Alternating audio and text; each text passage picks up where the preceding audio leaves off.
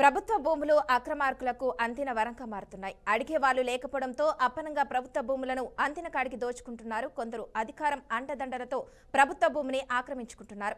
అందులో భాగంగానే నెల్లూరు జిల్లాలో అర్బన్ తహసీల్దార్ కోట్ల విలువైన ప్రభుత్వ భూమిని తన తల్లి, భార్య పేరిట క్రమబద్ధీకరించారన్న ఆరోపణలు కలకలం రేపుతున్నాయి.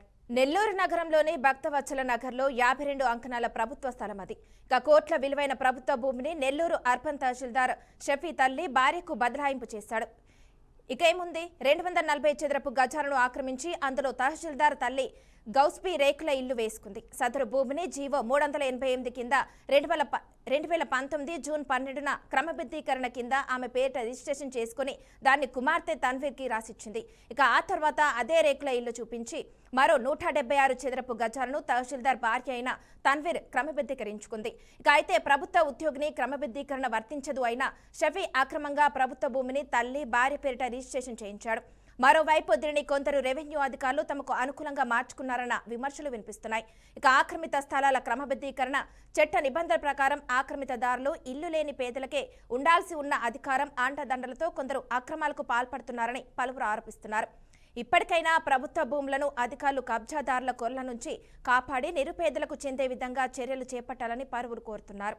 ప్రభుత్వ భూములు అక్రమార్కులకు అందిన వరంగా మారుతున్నాయి. అడిగే వాళ్ళు లేకపోవడంతో అప్పనంగా ప్రభుత్వ భూములను అందిన కాడికి దోచుకుంటున్నారు.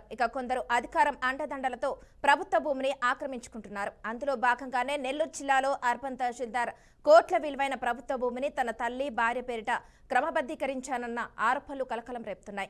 నెల్లూరు నగరంలోని భక్తవత్సల నగర్లో 52 అంకణాల ప్రభుత్వ స్థలం ఇది. కోట్ల విలువైన ప్రభుత్వ భూమిని నెల్లూరు అర్బన్ తహసీల్దార్ షఫీ తల్లి, భార్యకు బదలాయింపు చేశాడు.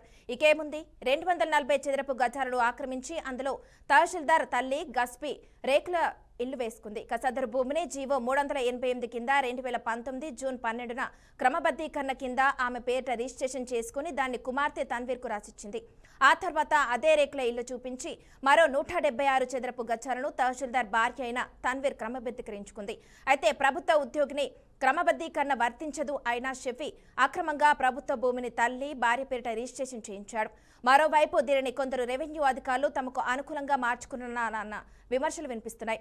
ఆక్రమిత స్థలాల క్రమబద్ధీకరణ చట్ట నిబంధనల ప్రకారం ఆక్రమితదారులు, ఇల్లు లేని పేదలకే ఉండాల్సి ఉన్న అధికారం అండదండలతో కొందరు అక్రమాలకు పాల్పడుతున్నారని పలువురు ఆరోపిస్తున్నారు.